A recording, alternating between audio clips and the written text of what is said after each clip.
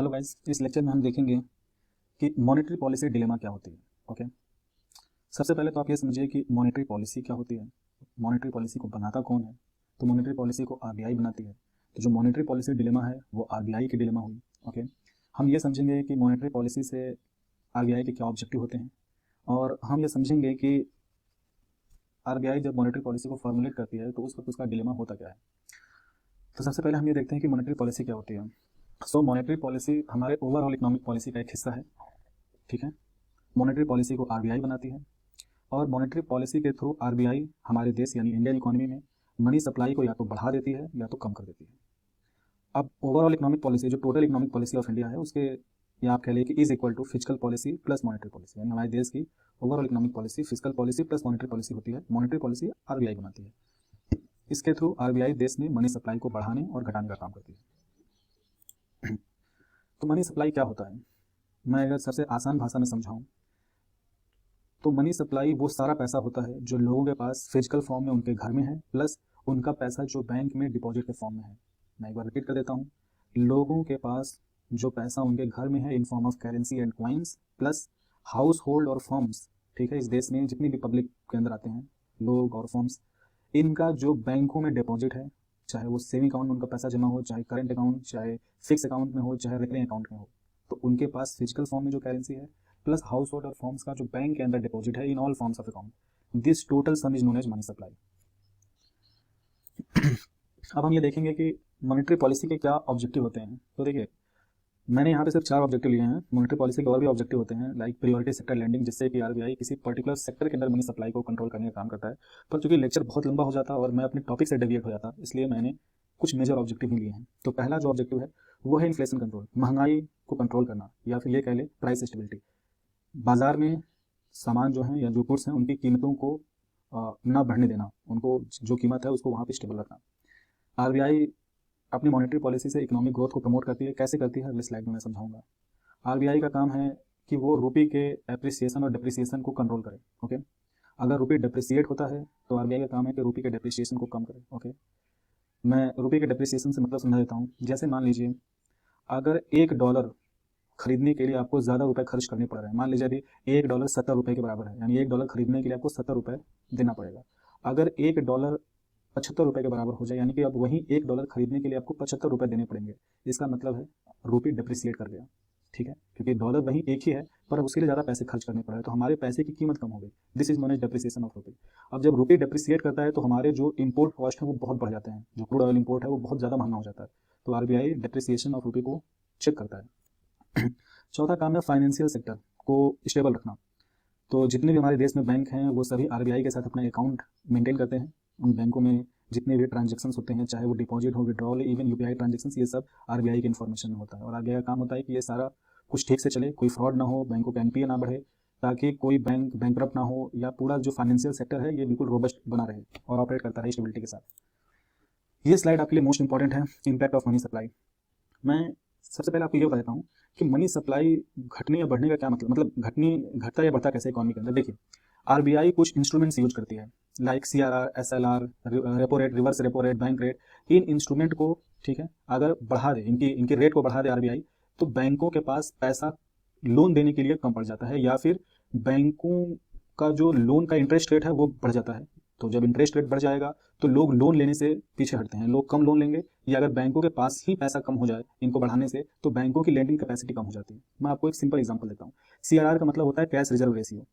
फिलहाल में हमारे देश में सभी बैंकों को अपने टोटल डिपॉजिट का 4%, ओके, कैश के फॉर्म में आरबीआई के साथ रखना पड़ता है। ठीक है, अगर तो, और एसएलआर का मतलब होता है स्टैट्यूटरी लिक्विडिटी रेशियो। करेंटली वो 18.5% है, यानी कि बैंकों को अपने टोटल डिपॉजिट का 18.5% या तो गोल्ड के फॉर्म में रखें, या गवर्नमेंट सिक्योरिटीज, या कैश के फॉर्म में।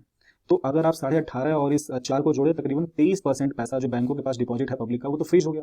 तो इनकी लेंडिंग कैपेसिटी कम हो गई। अगर अब आरबीआई सीआरआर एसएलआर को बढ़ा दे तो उन बैंकों का और लेंडिंग कैपेसिटी कम हो जाएगा, बिकॉज पब्लिक डिपॉजिट और ज्यादा बैंकों के पास फ्री हो जाएगा in form of CRR SLR. तो जब भी लोन देने की क्षमता बैंक की कम हो जाती है तो कम लोन देती है बैंक, तो मनी सप्लाई कम हो गया। अगर सीआरआर एसएलआर को आरबीआई कम कर दे तो बैंकों के पास लोन देने के लिए ज्यादा पैसा होगा, तो मनी सप्लाई बढ़ जाएगी। अब आप देखिए कि मनी सप्लाई का इम्पैक्ट क्या होता है। ठीक है, हम यहाँ पे इकोनॉमिक ग्रोथ पे भी इम्पैक्ट देखेंगे और इन्फ्लेशन पे देखेंगे। देखिए, इकोनॉमिक ग्रोथ पे पहले क्या इम्पैक्ट होता है। अगर देश में, ठीक है, अगर आरबीआई इन सारे CRR, SLR, repo rate, reverse repo rate, bank rate, marginal standing facility rate, इन सबको कम कर दे तो देश में मनी सप्लाई बढ़ जाएगा। जब लोगों के पास, चूंकि लोन लेंगे, लोगों के पास ढेर सारा पैसा होगा, तो लोगों का जो डिमांड है, एग्रीगेट डिमांड या टोटल मार्केट डिमांड बढ़ जाएगा। अगर टोटल मार्केट डिमांड बढ़ गया तो प्राइस बढ़ जाएगी।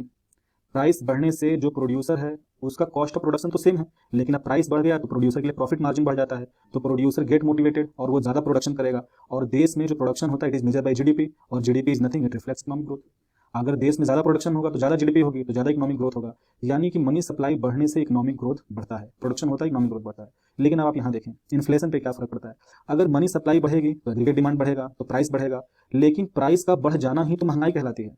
यानी आप समझिए कि कॉस्ट ऑफ प्रोडक्शन वही थी, क्वांटिटी भी वही है। मतलब 1 kg अगर कोई सामान आप 10 रुपये में खरीद रहे थे, तो वही वो सामान आज भी 1 ही kg है, बनाने वाले के लिए कॉस्ट भी लगभग वही है, लेकिन बस डिमांड बढ़ने से उसकी कीमत बढ़ गई। तो इसका मतलब है कि सेम सामान को अब ज़्यादा पैसे खर्च करके आपको खरीदना पड़ रहा है, यानी पैसे की रियल वैल्यू कम हो गई। यानी कि जब भी मनी सप्लाई बढ़ता है तो इन्फ्लेशन बढ़ता है, और यही डिलेमा है आरबीआई की।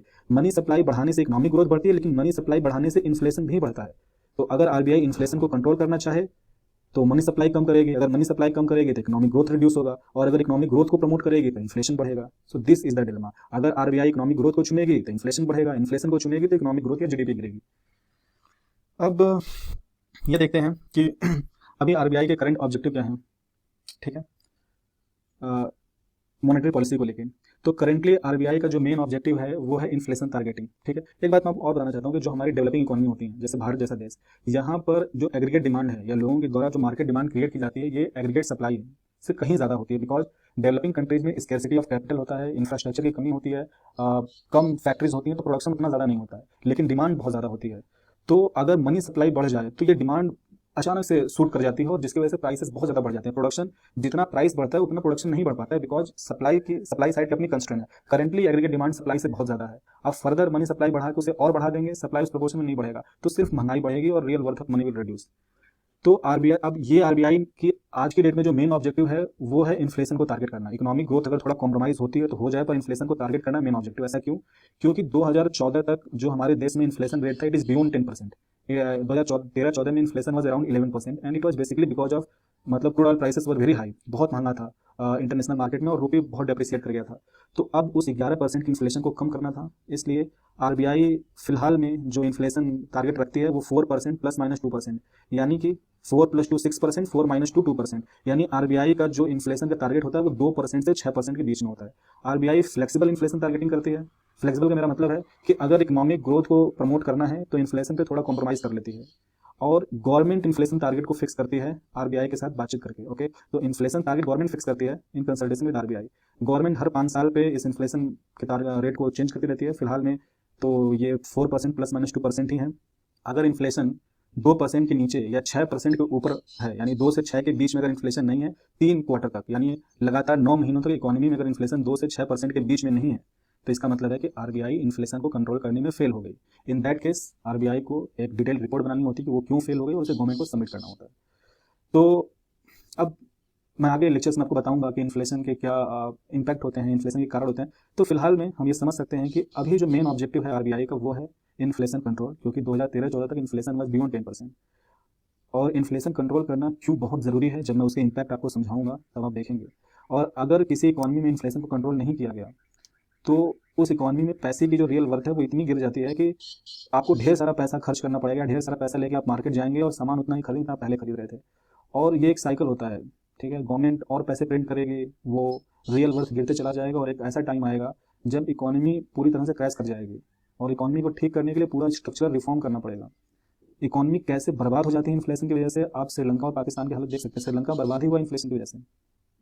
आज पाकिस्तान में इन्फ्लेशन बहुत ज़्यादा है, और अगर पाकिस्तान की गवर्नमेंट इन्फ्लेशन को नहीं कंट्रोल कर पाती है, और अगर उनकी रूपी डेप्रिसिएट करती चली जाती है, तो एक टाइम ऐसा आएगा जहाँ पे थोड़े से सामान खरीदने के लिए लोगों को ढेर सारे पैसे खर्च करने पड़ेंगे, और इकोनॉमी में खर्चे, मतलब मनी सप्लाई को बनाए रखने के लिए सरकार को और पैसे छापने पड़ेंगे, और फिर सिचुएशन डिवास्टेटिंग हो जाएगा। पूरी तरह से एक अलग तरह का स्ट्रक्चरल रिफॉर्म क्रिएट करना पड़ेगा। हो सकता है उनको एक नई करेंसी अडॉप्ट करना पड़े, जिसकी वो एक नई सेट ऑफ वैल्यू सेट करें, या तो फिर वर्ल्ड बैंक से या IMF से लोन लें, और उस लोन से अपनी यहाँ कैपिटल फॉर्मेशन करें, अपनी यहाँ स्ट्रक्चरल चेंजेस करें, टैक्स रेट्स बढ़ा दें, और फिर अपनी इकॉनमी को धीरे धीरे इंप्रूव करें, जो कि पाकिस्तान कोशिश कर रहे हैं। लेट्स सी क्या होता है।